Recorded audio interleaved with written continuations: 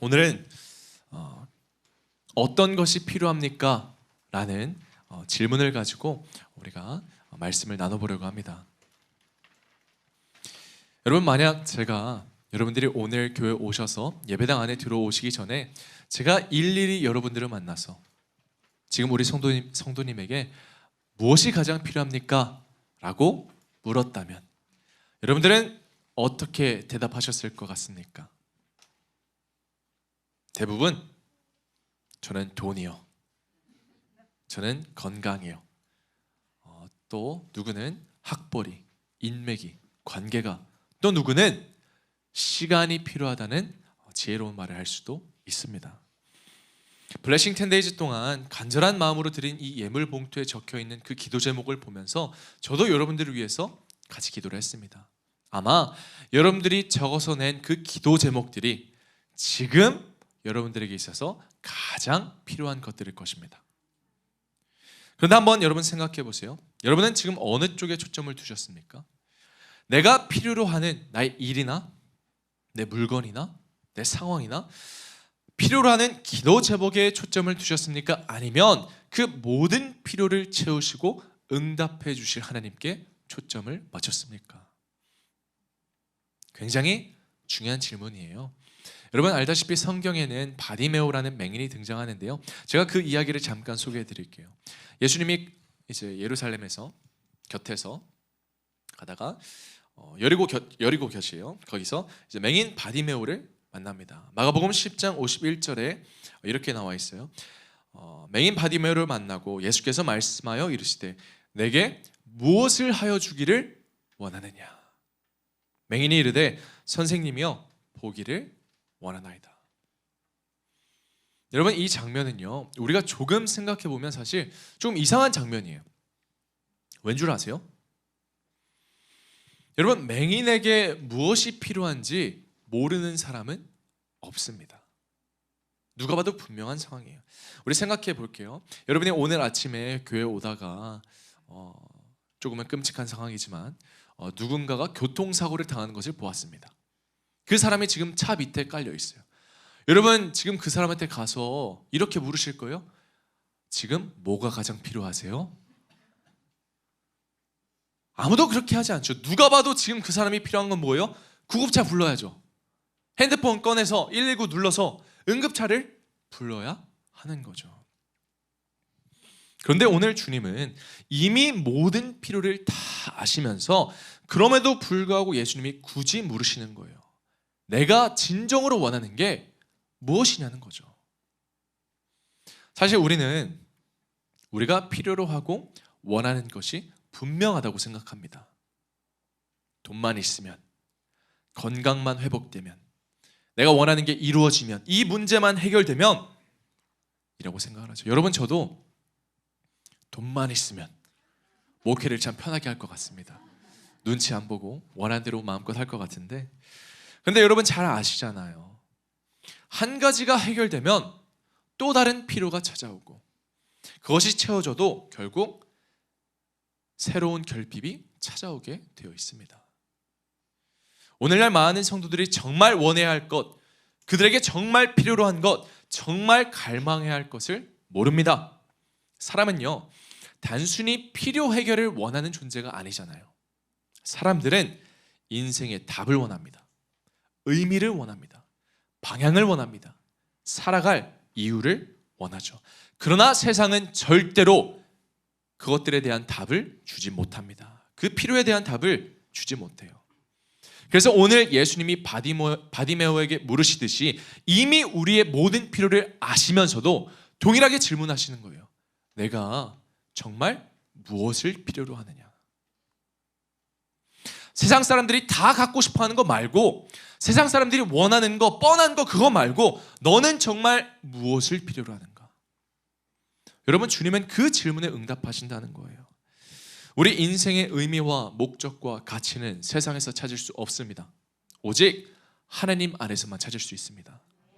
그러니 여러분 내게 필요한 세상 가치와 현상의 복과 상황의 복을 구하지 마시고 복의 근원 되시는 하나님을 필요로 하시기를 바랍니다. 본문은 이런 우리에게 꼭 필요한 게 무엇인지 알려줘요. 오늘 본문은 이렇게 시작하거든요. 4장 1절을 보니까 그 모든 백성이 요단을 건너가기를 마치매.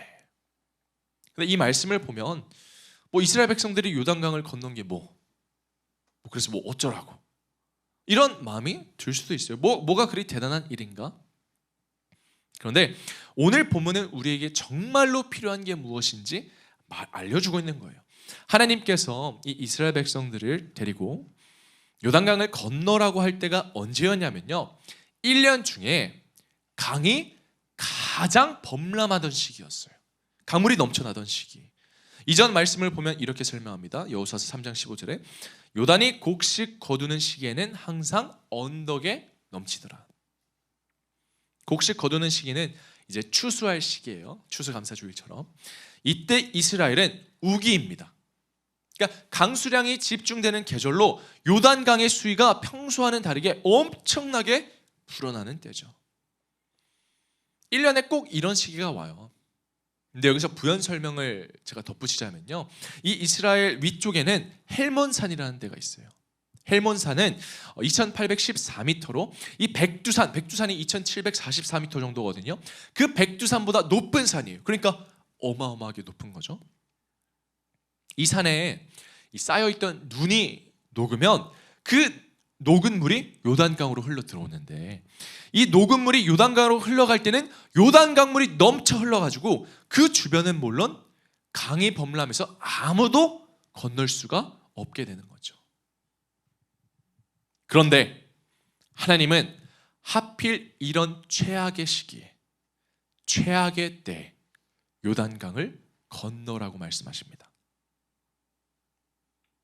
그리고 이렇게 말씀하세요. 3장 3절에 백성에게 명령하여 이르되 너희는 레위 사람 제사장들이 너희 하나님 여호와의 언약궤를 매는 것을 보거든 너희가 있는 곳을 떠나 그 뒤를 따르라. 요단강에 들어가라. 여러분, 하나님 참 얄궂으신 것 같지 않으세요? 때로는 하나님이 심술 부리시는 분 같아요. 아니 그냥 우리도 신앙생활 하면서 좀 편하게 쉬운 길로 가게 하시지 왜 이렇게 하시는가? 왜 이럴 때 강을 건너게 하는가? 근데 곰곰이 생각해 보면 주님은 늘 우리를 참 묘한 때에 부르십니다. 아무것도 보이지 않을 때 주님은 믿어라 라고 말씀하십니다. 모든 게 잘 준비된 타이밍이 아니라 가진 게 아무것도 없을 때 주님은 지금이라고 하십니다. 상황이 막힌 것 같을 때, 우리가 갈 엄두가 안 날 때 주님은 가라 라고 말씀하십니다. 이번 블레싱 10데이즈가 우리가 잘 끝나서 여러분들의 마음 가운데 믿음이 생겨서 하나님의 자녀답게 살겠다고 결단했는데, 정작 여러분들의 현실에서는요, 이 요단강이 범람하는 것처럼 삶의 문제가 오히려 흘러 넘칠 수도 있어요. 삶의 문제가 더 가득 찰 수도 있어요. 그러나 여러분, 우리가 명심해야 할 것은 하나님의 때에는 실수가 없다는 것입니다. 하나님은 언제나 선하시고 완전하십니다. 사람 눈에는 이 강이 범람하던 시기, 가장 불가능해 보이는 순간이지만 여러분, 하나님이 보시기에는요, 오히려 그때가 기적이 일어나기 가장 쉬운 시간입니다. 왜냐? 바로 그때 주님이 역사하시거든요. 우리의 능력이 멈추는 자리에서 주님의 능력이 드러나기 시작합니다. 내가 아무것도 할 수 없는 그때, 내가 도저히 갈 수 없다고 생각할 때, 지금은 최악의 시기라고 생각하는 그때 우리가 주님을 전적으로 의지하기 시작하면 주님께서 일하십니다. 그래서 성경은 5절에 이렇게 말하는 거예요. 여호와께서 내일 너희 가운데 기이한 일들을 행하시리라. 너희 가운데 기이한 일을 행하실 것이다. 다시 말하면 이 범람한 요단강을 건너는 그 상황을 통해서 백성들을 가나안 땅으로 인도하시는 하나님이 어떤 분이신지를 보여주고 오직 능력을 행하시는 하나님만 믿고 의지하고 따르게 하기 위함이었던 거죠. 그리고 드디어 요단강을 이스라엘 백성들은 건넜습니다. 그런데 그때 하나님께서 백성들에게 다시 한번 말씀하시죠. 1절부터 보면 요단을 건너가기는 마침에 백성의 각 지파에서 한 사람씩 12명을 택하래요. 12사람을 택하고 요단 가운데 제사장들의 발이 굳게 선 그곳, 요단 제사장들이 언약궤를 메고 선 그곳에 돌 12개를 택하여서 가져다가 오늘 밤 너희가 유숙할 그곳에 두게 하라 하시니라. 여러분, 저는 오늘 본문을 통해서 지금 이 시대를 살아가는 저와 여러분들에게 꼭 필요한 것이 무엇인지를 오늘 두 가지를 나누려고 합니다. 먼저 첫 번째, 우리는 지나온 길에 주님이 계셨다는 사실을 기억하고 감사로 예배해야 합니다. 감사로 예배하는 게 필요한 거죠. 7절에 보니까 곧 언약궤가 요단을 건널 때 요단물이 끊어졌으므로 이 돌들이 이스라엘 자손에게 영원히 기념이 되리라 하였으니, 이 말씀은요, 단지 요단강을 건넌 거를 우리가 해냈다, 강 건넜다, 이걸 기념하고 끝내라는 게 아니라 하나님이 오래전 그들 조상들에게 약속하신 대로 그들을 인도해 요단강에 건너 가나안에 들어가게 하신 것을 절대로 잊지 말고 기념하며 감사로 예배하고 기억하라고 하시는 것입니다.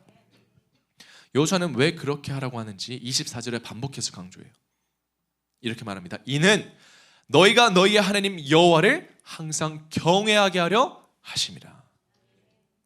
결국 하나님은 그 광야 생활에서 모든 백성들이 체념하고 안 된다고 포기하고 실망했던 그 긴 세월들을 사람들은 잊었고 포기하고 좌절했어도 하나님은 잊지 아니하셨고 지나온 모든 길에 하나님이 계셨다는 것, 그리고 약속을 잊지 않고 동일한 손으로 이끌어오신 그 능력의 하나님을 기념하며 감사로 예배하라는 거죠. 주님은 이걸 가르치시는 거예요.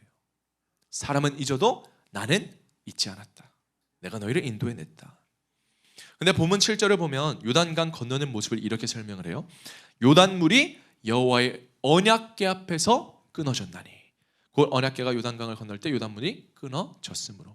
요단물이 지금 어디 앞에서 끊어졌다고요? 언약궤 앞에서 끊어졌대요. 하나님의 언약궤. 여러분, 하나님의 언약궤는 하나님의 임재를 상징합니다. 그러니 그 제사장들이 메고 간 그 언약궤 앞에서 물이 바로 끊어졌다는 것은 의미가 있는 거예요. 여기서 끊어지다라는 말은 히브리어로 카라트, 잘라내다, 도려내다 라는 의미를 가지고 있습니다.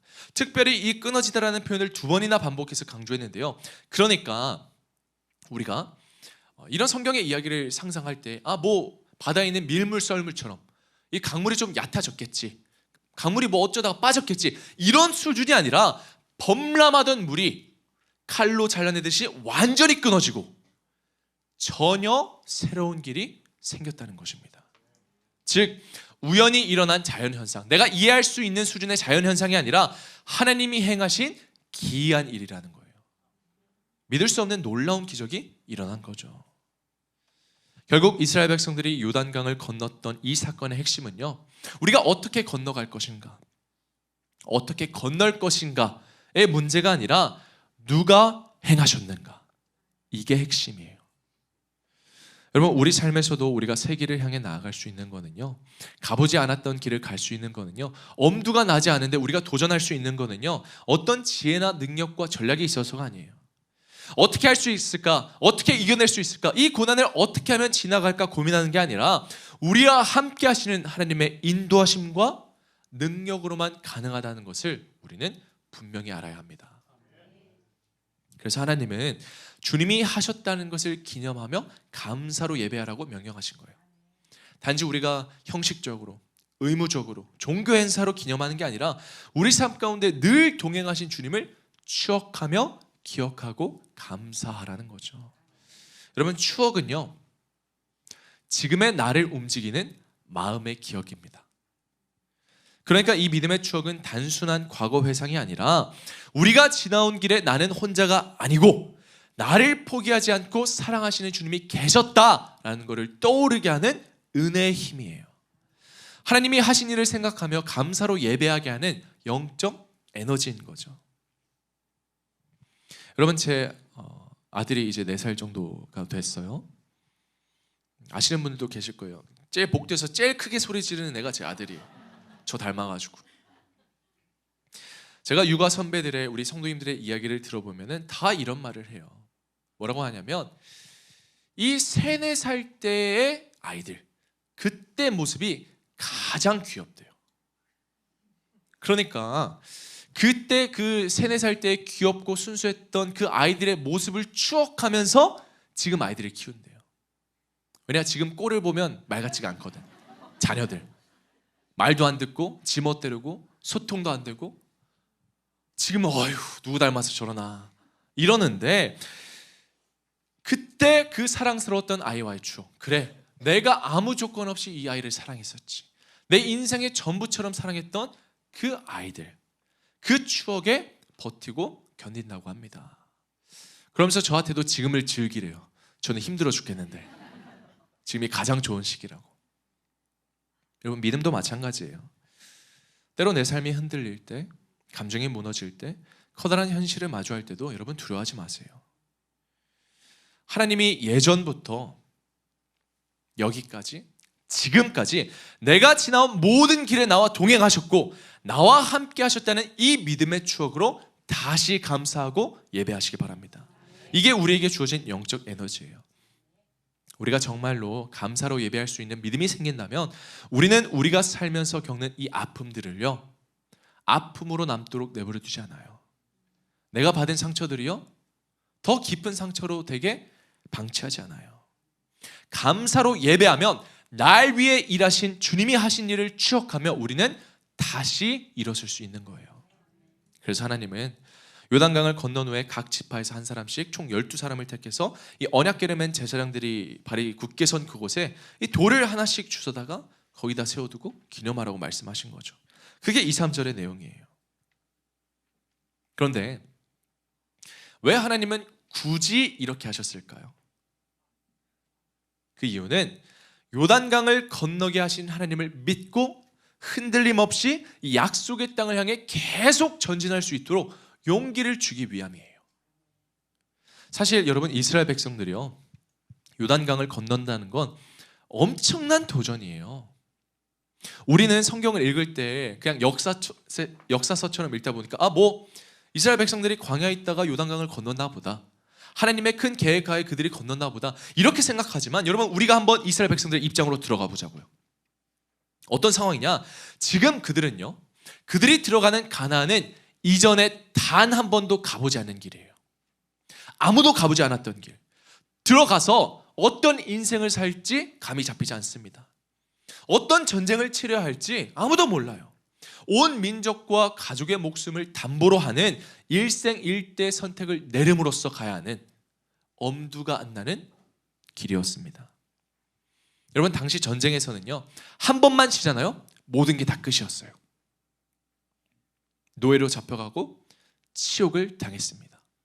단 한 번만 줘도, 단 한 번의 실패도 이 용납되지 않은 이 목숨을 건 여정에서 하나님이 감사로 예배하라고 하신 건 그들 앞에 더 큰 성이 있어서 그래요. 더 어려운 싸움인 여리고 성이 기다리고 있었기 때문입니다. 사실 이거는요, 우리도 마찬가지예요. 추수감사주일인 오늘 우리는 한 해 동안 지나온 길에 주님이 계셨다는 사실을 기억하면서 추억하면서 우리는 감사로 예배합니다. 하지만 우리에게는 예상하지 못하고 불확실하고 더 치열한 내년이 기다리고 있어요. 가보지 않은 길, 여러분, 우리 내년 아무도 안 살아봤잖아요. 갈 엄두가 안 나는 길이 기다립니다. 이맘때쯤 여러분, 우리가 서점에 가잖아요. 그러면 미래를 전망한 책들이 쫙 진열되어 있어요. 이제 이맘때쯤 가면 2026년도 꽤 나와 있겠죠. 근데 가면은 다 이런 얘기예요. 경제 부분에 가잖아요. 그러면 경제 위기를 얘기합니다. 사회 부문에 가잖아요. 그러면 불안을 얘기합니다. 심리 전망하는 이 부분을 가잖아요. 그러면 소진과 번아웃을 이야기합니다. 왜냐, 이런 책들이 잘 팔리거든요. 근데 목회 부문도 여러분 마찬가지인 거 아세요? 제가 2026년 목회 트렌드, 목회 미래 대전망 이런 책들을 읽다 보면 감이 안 잡혀요. 도대체 어떻게 목회를 해야 할지 모르겠습니다. 너무 시대가 급변하잖아요. 이런 사실들이 저를 옥죄이기도 합니다. 하지만 여러분, 두려워하지 마세요. 개인적으로, 가정적으로, 사업적으로 모든 게 불확실하고 이 여리고성 같은 눈앞에 수많은 성들을 정복해야 하는 그 과정 속에서 여러분 불안해하지 마십시오. 하나님의 부르심에는 실수가 없습니다. 하나님의 계획은 완벽하고 하나님의 때는 가장 선합니다. 오늘 감사로 드리는 나의 예배가 내일 축복을 누리게 만드는 것입니다. 지금 나의 작은 믿음이 내일의 위대한 기적을 만들어내는 것입니다. 지금 우리에게 가장 필요한 건 내가 살아온 그 모든 시간 동안 지나온 길에 주님이 계셨고, 그리고 나를 위해 하나님이 하신 그 놀라운 일들을 기억하며 우리가 감사로 온전하게 예배하는 것입니다. 저는 여러분들이 이 블레싱 10데이즈를 마치고 하나님의 자녀로 살아가는 것이 얼마나 행복한 일이고 얼마나 축복된 일이고, 그리고 그 사실을 깨달아서 전심으로 예배하고 온전하게 예배하고 내 존재를 들여 예배하는 믿음의 자녀가 되시기를 예수 그리스도의 이름으로 축원합니다. 우리가 한 걸음 더 나아가서 우리에게 가장 필요한 것 두 번째는 뭐냐? 우리는 가야 할 길에도 주님이 계신다는 사실을 믿고 믿음의 확신을 가지고 살아가는 것이 필요합니다. 여러분, 지나온 길에 주님이 나와 함께 계셨다는 사실을 깨닫고 우리가 감사로 예배하는 게 필요했다면, 이제는 두렵고 불확실하고 아무도 가보지 않았던 엄두가 나지 않는 그 길을 내가 가야 할 때, 바로 그 길 위에서 주님이 나를 위해 일하시고 나를 축복하시고 나를 통해 주님의 뜻을 이뤄가시고 그 길에도 주님이 여전히 함께 계신다는 믿음의 확신이 우리에게 필요합니다. 오늘 본문은 이렇게 말을 해요. 이스라엘 자손들의 지파수대로 각기 돌 한 개씩 가져다가 어깨에 매라. 이것이 너희 중에 표징이 되리라. 이 가져온 돌이 표징이 되리라라는 말씀은요, 앞으로도 주님이 하실 거니까 믿음의 확신을 가지라는 의미예요. 여러분, 우리 인생은요, 아시잖아요? 부모님이 우리 인생을 책임지지 않아요. 여러분의 직장이 여러분의 미래를 책임지지 않아요. 여러분의 학벌이 여러분의 미래를 결정짓지 않아요. 주위 사람들이요, 다 사라져요. 아무도 여러분을 책임지지 못합니다. 오직 하나님 한 분만이 우리를 책임지십니다. 시간이 흘러가지고 여러분들의 자녀들이 나중에 여러분들에게 와서 지혜를 구할 때, 도대체 이 세상을 어떻게 살아가야 하나 질문할 때 무슨 길을 가야 하는지 묻는다면 여러분 이렇게 말하셔야 됩니다. 걱정하지 마. 하나님이 하실 거야. 하나님이 너를 구하셨고 하나님이 앞으로도 너를 위해 일하실 거야. Don't worry. 여러분, 때로는요, 우리도 이 범람한 요단강처럼 우리들의 문제가 사라지는 게 아니라 점점 불어나서 더 커질 때가 있어요. 여러분의 현실이 더 어려워 보일 때가 있어요. 그리고 그 요단강, 그 문제는 해결했지만, 요단강을 건넜지만 더 거대한 여리고성이 여러분 앞을 가로막을 수도 있습니다. 그러나 두려워하지 마십시오. 하나님이 하신다는 믿음의 확신을 가지시기 바랍니다. 여러분, 하나님이 애초에 이스라엘 백성들을 요단강을 건너게 하신 이유가 뭐냐면 그 견고한 성인 여리고도 무너뜨릴 수 있기 때문이에요. 주님이 그들에게 요단강을 건너라, 전진하라고 말씀하실 때 주님은 이미 그 요단강을 건너시고 무너진 여리고 성벽에서 그들을 기다리고 계셨습니다. 주님이 하신다는 거죠. 여러분 눈앞에 무슨 여리고 성이 있습니까? 도무지 해결되지 않을 것 같은 성이 있습니까? 여러분, 저도 있습니다. 그러나 주님이 이미 그곳에서 여러분을 기다리고 계십니다. 그래서 하나님은 이스라엘 백성들에게 이 요단강에서 가져온 돌들을 가지고 표징을 삼으라고 한 거죠. 모든 백성들이 두려워할 때, 갈 길을 몰라 막막했을 때, 도저히 해결할 방법이 없었을 때 능력의 하나님이 요단강을 가르고 그들을 가나안 땅으로 이끌었음을 믿고 담대하게 나아가라고 말씀하시는 것입니다. 여러분, 하나님은요, 그때나 지금이나 우리를 위해 변함없이 일하십니다. 주님이 우리가 지나온 모든 일에 함께 계셨다면, 여러분, 주님은요, 우리가 가야 할 모든 길에도 이미 계세요. 이미 함께 하세요. 그러니 주님이 가야 할 길에도 계신다는 그 믿음의 확신을 가지고 살아가시기 바랍니다. 제가 특별히 본문을 묵상하면서 굉장히 큰 은혜를 받은 장면이 있어요. 성경을 보면 이 언약궤를 맨 제사장들이요, 요단강에 들어갔잖아요. 그리고 가운데 서 있었거든요. 그런데 이 제사장들이 언제 나왔냐면 백성들이 다 나온 이후에, 그러니까 맨 마지막에 나왔어요. 여러분 한번 생각해 보세요. 이스라엘 백성들이요, 그 애굽에서 노예로 살았던 사람들이 광야에 와서 이제 광야에서 그 수백만 명의 사람들이 이제 요단강을 건넙니다. 그럼 모든 사람들이 한 번에 일렬로 줄 서서 건넜겠어요? 아니죠. 몇 줄로 줄을 섰겠죠.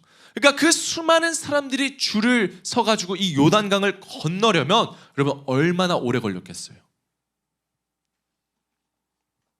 그런데 그 모든 백성들이 다 건널 때까지 이 언약궤를 맨 제사장들이요, 화장실도 참았고요, 배고파도 그냥 서 있었고요, 힘들어도 그냥 그 자리에 서 있었어요. 언제까지? 백성들이 다 나갈 때까지.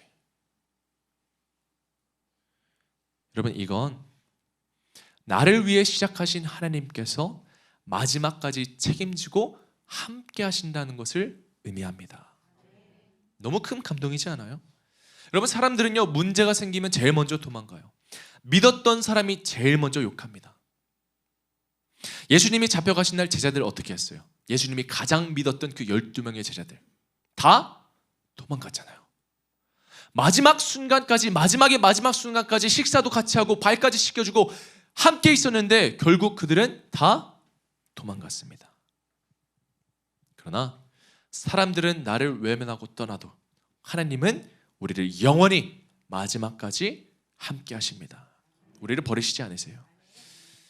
그런데 하나님은요, 이 요단강에서 가져온 돌을 요단 강변에 세워서 표징을 삼으라고 하지 않았어요. 이 요단강에서 3km 정도 떨어진 길갈이라는 장소에서 이 표징을 세우라고 했거든요. 그러니까 가지고 와서 바로 그 요단강변이 아니라 이유가 있어요. 사진을 보여주시면 이 길갈이라는 곳이 어디에 있냐? 이 중앙쯤에 있어요. 그러니까 이 지리적으로 볼 때 이 길갈이라는 곳은 그들이 표징을 세웠던 것은 북쪽으로 가든 남쪽으로 가든 서쪽으로 가든 반드시 출발해야 하는 장소가 어디예요? 길갈이에요. 그리고 전쟁하고 다시 재정비할 때도 돌아온 곳이 이 길갈입니다. 그러니까 길갈이라는 장소는 이 가나안 정복 전쟁의 전초기지였던 거죠. 여호수아서 10장 15절에 말합니다. 여호수아가 온 이스라엘과 더불어 길갈 진영으로 돌아왔더라. 그리고 43절에 여호수아가 온 이스라엘과 더불어 길갈 진영으로 돌아왔더라. 이스라엘 백성들이 여리고로 출발할 때도, 그리고 이후에 가나안 북부 전쟁을 할 때도 요단강을 건널 때 세운 그 12개의 돌을 보며 하나님이 우리를 이렇게 도우셨어, 우리를 건너게 하셨어 라는 사실을 다시 믿고 의지하여 출정했던 거죠. 그러니까 길갈에 돌아올 때마다 하나님이 함께 계셨고 하나님이 함께 하시며 하나님이 우리를 위하셔, 하나님이 우리를 승리케 하셔, 이 믿음의 확신을 길갈이라는 곳에서 계속 새롭게 확신을 얻은 거죠. 여러분의 길갈은 어디입니까? 이스라엘 백성들에게 길갈이 그런 장소였다면 여러분, 영적으로 보면 현대 시대를 살아가는 우리들에게 이 길갈은요, 바로 교회입니다. 덕금의 교회예요. 우리가 매주 얼마나 치열하게 살아요, 여러분. 밥 먹고 살려고 생업을 위해서 너무 치열하게 살아갑니다. 그리고 그렇게 살다가 힘들어 쓰러질 때 버티고 뭔가 필요할 때 그때 바람 쐬러 막 이상한 데 가는 게 아니라 어디로 와야 돼요? 교회로 와야 돼요. 그리고 감사로 예배해야 돼요. 그때 우리는 나를 자녀 삼아 주신 이 하나님의 은혜와 그 놀라운 사랑 안에서 다시 믿음으로 확신하고 다시 힘을 얻고 다시 세상으로 나가 힘껏 싸우고 멋지게 살아가는 거죠. 그리고 그러다가 또 얻어맞고 욕먹고 상처 입으면 어디로 와야 돼요? 우리 교회로 오면 돼요. 여러분, 주님이 말씀하셨잖아요. 수고하고 무거운 짐진 자들아 다 내게로 오라. 그래서 교회에서 우리가 다시 믿음의 힘을 얻고 충전해야 하는 거죠. 그리고 충전되면 어떻게 하나요? 가야죠. 직장으로, 가정으로, 사업으로, 삶으로 살아내야죠. 여러분, 핸드폰도요, 오래 충전하잖아요. 뜨거워져요. 과열돼요. 그러니까 우리도 뜨거워지기만 해서는 안 돼요. 식혀야 되죠. 그래서 세상에 나가서 다시 쓰임받고 또 식힌 다음에 충전이 필요할 때 다시 우리 교회에 와서 충전을 하는 거예요. 여러분, 지금 우리에게 필요한 것은 새로운 방법이 아닙니다. 새로운 전략이나 능력도 아닙니다. 주님에 대한 강력한 믿음의 확신이 필요합니다. 그러니 지금도 우리와 함께 하시는 하나님을 믿고 담대하시기 바랍니다. 그런데 여기서 우리가 주목해야 할 게 한 가지가 있어요. 백성들이 이 가로막힌 요단강 앞에 멈췄을 때 그들은 갈라진 다음에 건너간 게 아니에요. 언약궤를 든 제사장들이 요단강에 먼저 들어갔을 때, 먼저 뛰어들자 강물이 멈추고 길이 만들어졌습니다. 여러분, 믿음은요, 기적을 본 뒤에 움직이는 반응이 아니에요. 나를 위해 주님이 하실 것을 믿고 반응하는 것입니다. 여러분, 제가 수영할 때, 아들이랑 수영할 때 어떻게 하는 줄 아세요? 제가 먼저 물에 들어가 있어요. 그리고 아들한테 말하죠. 내가 물에 있으니까 믿고 들어와, 믿고 뛰어. 그럼 아들은 물에 이미 있는 저를 보고 믿고 뛰어드는 거예요. 여러분, 마찬가지예요. 우리가 가야 할 길에 이미 주님이 먼저 가 계시고 주님이 가시고 계심을 믿는다면 우리는 믿음의 확신을 가지고 뛰어들어야 합니다. 마틴 루터킹 주니어 목사님이 이렇게 말씀하셨어요. 믿음은 계단 전체가 눈에 들어오지 않을 때에도 첫걸음을 내딛는 것입니다. 우리도 주님이 하신다는 이 믿음의 확신이 있다면 보이지 않아도 아무리 좁은 길이어도 여러분, 믿음을 갖고 들어가시기 바랍니다. 그러면 주님이 우리를 위해 일하실 것입니다. 오늘 본문 8절은 이렇게 마무리를 해요. 요단 가운데서 그 12돌을 택하여 자기들이 유숙할 곳으로 가져다가 거기에 두었더라. 자기들이 유숙할 곳에 가져갔다. 무슨 말이냐? 자신들의 삶의 현장에서 돌들을 두고 살아냈다는 거예요. 저는 여기서 이걸 또 깨달아요. 여러분, 우리가 교회 와서 예배할 때만 하나님을 찾는 것은 좋은 믿음이 아닙니다. 하나님이 하시고 하나님이 계시다는 분명한 믿음의 확신이 있다면 내 모든 삶의 자리에서 하나님을 왕으로 모시고 주님을 붙들고 의지하고 그렇게 살아야 맞는 거죠. 그렇게 살아야 하는 중요한 이유가 9절에 설명되어 있어요. 여호수아가 또 요단 가운데 곧 언약궤를 맨 제사장들의 발이 선 곳에 돌 12를 세웠더니 오늘까지 거기에 있더라. 근데 여러분, 저는 솔직히 이 9절을 보다가 살짝 헷갈렸거든요. 왜냐면 이 새로운 돌들이 나와요. 그러니까 언약궤를 맨 제사장들이 발이 선 곳에 이 돌을 세웠다? 우린 방금 이 길갈에 돌을 세웠다고 읽었잖아요. 근데 또 돌들이 등장하는 거예요. 그러니까 이 돌들은 강에서 가져와서 길갈에 세운 돌이 아니라 전혀 다른 돌들인 거예요. 여러분, 생각해 보세요. 요단강 가운데 이 돌들을 세웠다는 거는요, 이 강이 갈라졌다가 다시 합쳐졌을 때 이 돌들이 보여요, 안 보여요? 안 보여요. 강물에 덮여서 안 보여. 그러니까 이거는 그걸 세운 사람들만 아는 거예요. 이 돌들은, 강물에 있는 거는. 그러면 여호수아는 왜 이런 아무도 보이지 않는 곳에 이 돌을 세우는 쓸데없는 짓을 했을까? 보이지도 않는데, 기념도 못 하는데. 그런데 성경은 말하는 거예요. 요단강이 흐르면서 다시 보이지 않았는데 그때 세웠던 돌들이 오늘까지 요단강 속에 있더라. 저는 말씀을 묵상하다가 여기에 깊은 영적 의미가 있음을 발견했습니다. 백성들에게는 보이지 않아요. 백성들은 잊을 수 있어요. 알지 못해요. 강 밖에서는 보지 못해도 하나님이 우리를 건너게 하셨지. 우리가 지나온 길에 하나님이 함께 하셨지. 그러니까 하나님께서 그들을 위해 요단강을 가르고 일하셨다는 것을 절대 잊지 말라는 거예요.